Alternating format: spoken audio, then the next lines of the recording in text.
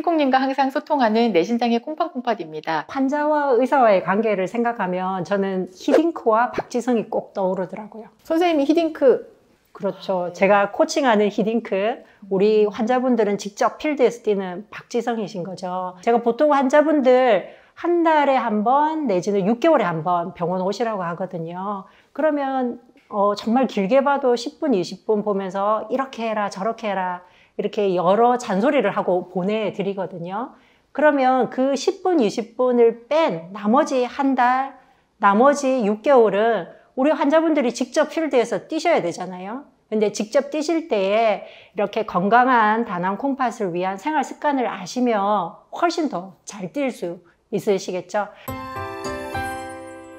굉장히 많이 기대가 되는데요. 첫 번째 생활 습관은 뭐니 해도 충분한 물 마시기. 왜냐하면 우리 몸에는 조금만 물이 부족해도 뇌하수체라는 곳에서 바소프레신이라는 호르몬이 나오고요. 그 바소프레신이라는 호르몬이 내 몸에서 물이 빠져나가는 것을 억제시켜줘요. 그래서 물 부족이 재빠르게 해결이 되는데요. 문제는 이 바소프레신이 낭종을 계속해서 자극을 해서 다낭 콩팥이 이렇게 커지는 것이 우리 병을 악화시키는 요인이 됩니다. 그러면 이 바소프레신이 어떻게 하면 덜 나올까요? 물을 많이 마시면 덜 나올 것 같습니다. 네. 그래서 물을 많이 마시라고 하는 거고요. 보통은 하루에 소변이 2리터 이상은 나와야지만 효과가 있고 한꺼번에 많이 몰아서 마시는 건 또 효과가 없어요. 아침에 눈 뜨자마자부터 자기 전까지 골고루 물을 나누어서 드셔야 돼요. 그런데 목이 안 마르는데 물을 마시는 거 진짜 힘든 일 중에 하나거든요. 그래서 물 마시기가 조금 적응이 되실 때까지는 뭐 알람을 맞춰 놓는다든지 하는 방법 등을 사용해서 물 마시기를 습관화하는 게 굉장히 중요하다고 말씀드릴 수 있겠습니다. 건강한 다낭신을 위한 생활수칙 두 번째 무엇인가요? 목표 혈압을 잘 도달하는 겁니다. 다낭 콩팥 목표 혈압이 어떻게 되죠? 일반 콩팥 환자분들 조금 다르다고 들었습니다. 50세 이하에서 심기능이 정상이면 110에 75 미만, 그리고 그 외에는 130에 80 미만으로 유지해야 된다고 들었거든요. 네, 맞습니다. 근데 이게 굉장히 수준이 높은 거거든요. 그런데 보통 환자분들 이렇게 생각하시잖아요. 의사 선생님이 혈압약 잘 처방하시면 되잖아요. 이렇게 생각하시는데 혈압약 처방은 일부에 불과하고요. 우리 환자분들께서 열심히 저염 식사도 하시고 운동도 하시고 날씬하게 체중도 빼시고 하는 것들이 모여 혈압을 잘 유지하게 도와주기 때문에 우리 환자분들이 가장 적극적으로 참여를 하셔야 되는 부분이 이 혈압 조절입니다. 혈압 조절에 대해서 두 번째 수칙 말씀 주셨고, 세 번째, 자, 무엇인가요? 세 번째, 우리 가족분들도 굉장히 궁금해하는 다낭 콩팥병 환자의 건강한 밥상 차리기. 대시 식사라고 당연히 아시죠? 대시 많이는 들어봤는데요. 실천하기가 굉장히 어렵더라고요. 네, 대시는 고혈압을 중지시키는 식단, 이렇게 해서 특히 초기 다낭 콩팥병 환자들에 있어서는 이 고혈압을 중지시키는 식단이 굉장히 중요합니다. 그 중에서도 가장 중요한 것은 저염 식사. 하루에 5g 미만의 소금을 섭취하라고 되어 있는데요. 1g이 한 어느 정도 되냐면 김치 3조각 먹으면 1g 벌써 돼버리거든요. 네, 소금 1g. 네. 참 쉽지 않습니다. 네, 정말 쉽지 않죠. 그래서 소금이 조금 덜 들어가는 맛있는 양념을 만들어서 환자들한테 찍먹해서 드시라고 교육을 하고 있고요. 국, 찌개, 조림, 외식 다 소금이 너무너무 많습니다. 그래서 그것들을 피하는 것을 환자분들에게 꼭 말씀드리고 싶습니다.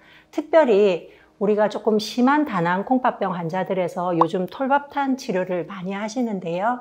이렇게 저염 식사를 하시다 보면 톨밥탄 치료에 있어서 굉장히 힘든 부분 중에 하나인 이뇨 효과를 조금 줄일 수 있기 때문에 저염 식사는 이런 분들에게도 크게 도움이 되겠습니다. 대쉬 식사를 보면 채소 과일을 적극적으로 드시라고 되어 있는데요. 사실 저희 콩팥 환자분들 채소나 과일을 가급적 많이 드시지 말라고 항상 교육을 받아요. 이런 것들 때문에 대쉬를 실천하기가 굉장히 좀 혼란스러울 것 같아요. 네, 맞습니다. 제가 진료를 보면서 이 부분을 우리 환자들한테 꼭 말씀드리고 싶은 부분이다라고 말씀드릴 수 있는데요. 다낭 콩팥은 조금 다른 콩팥하고 몇 가지 조금 다른 특징이 있습니다. 예를 들면 콩팥 기능이 조금 많이 떨어져도 붓지 않고 소변량이 충분하다든지 아니면 콩팥병이 진행이 돼도 빈혈이 별로 심하지 않은 경우도 많잖아요. 예. 거기다가 포타슘 조절 능력이 괜찮은 분들도 굉장히 많습니다. 근데 조금 안타깝게도 환자분들이 너무 열심히 혼자서 공부한 나머지 여러 매체를 통해서 콩팥이 안 좋으면 채소, 과일 같은 거 먹으면 안 돼. 이렇게 배우고 오셔가지고 이미 드시지 않고 오시는 분들도 많더라고요. 잘 아시겠지만 이 채소와 과일에 들어가 있는 항산화 요소나 비타민 등이 우리 콩팥 환자들에게도 굉장히 좋은 성분이거든요. 그래서 내 콩팥의 포타슘 조절 능력이 어느 정도 되는지 주치의 선생님과 꼭 상의하셔서 내가 좀 먹어도 되면 좀 먹도록 공고를 하고 있습니다. 식사에 대해서 말씀을 들었고요. 네 번째 무엇인지 소개 부탁드립니다. 네 번째는 카페인과 멀어지기. 카페인 섭취가 많을수록 낭종의 성장을 역시 자극시키는 것으로 되어 있고요. 이것이 다낭 콩팥 환자에서는 그렇게 바람직하지는 않다는 거 말씀을 드리고요. 하루에 한 잔만 맛있게 분위기 있게 마시라고 말씀을 드리고 싶습니다. 커피를 좋아하시는 분들은 굉장히 마음이 힘드실 것 같은데요. 네. 꼭 이제 말씀 새겨들어서 조절을 하셨으면 좋겠습니다. 자, 다섯 번째 생활 습관 무엇인지 소개 부탁드릴게요. 날씬한 몸매 유지하기. 우리가 건강한 체중이라고 하면 체질량 지수를 많이 쓰는데요. 체질량 지수는 자기의 체중에서 키를 나눈 값이 되거든요. 이 값이 18.5에서 24.9 이 사이를 유지하도록 권고를 하고 있습니다. 만성 콩팥병은 쉽게 말해서 콩팥이 빨리 늙어버리고 크기로 비유하면 쪼그라든 것을 의미를 하거든요.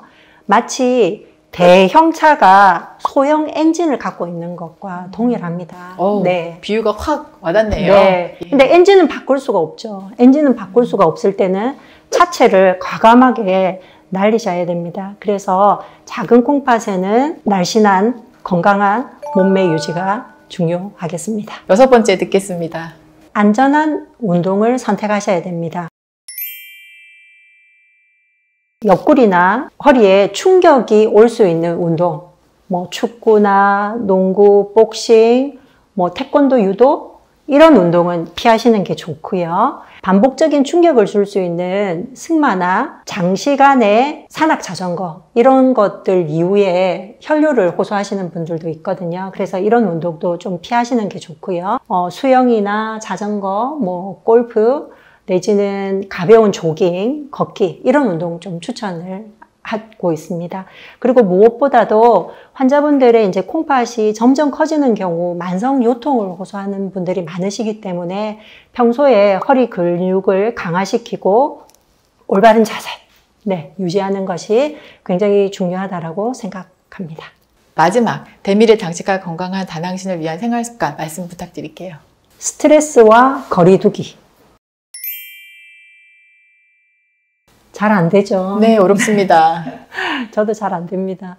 우리가 이 만성질환을 안고 살아가기 때문에 이 만성질환에 의한 스트레스 그리고 우리 환자분들은 다른 환자들보다 조금 불안한 심리가 많으신 것 같아요. 그래서 심각한 불안의 상황들에서는 우리 몸에서 스트레스 호르몬이 계속 분비가 되거든요. 근데 이러한 스트레스 호르몬들이 콩팥을 자극시켜서 커지게 합니다. 그러면 이 커진 콩팥은 또 스트레스 호르몬을 분비하기 때문에 악순환이 계속해서 지속이 되는 거죠. 그래서 나만의 이 스트레스를 잊어버릴 수 있는, 날려버릴 수 있는 노하우를 하나 딱 터득하시는 게 좋아요. 그게 운동일 수도 있고, 뭐 요리하기일 수도 있고, 요가일 수도 있고. 그래서 그런 스트레스가 있을 때 안전한 지역으로 대피하는 것이 정말 중요하다는 생각이 듭니다.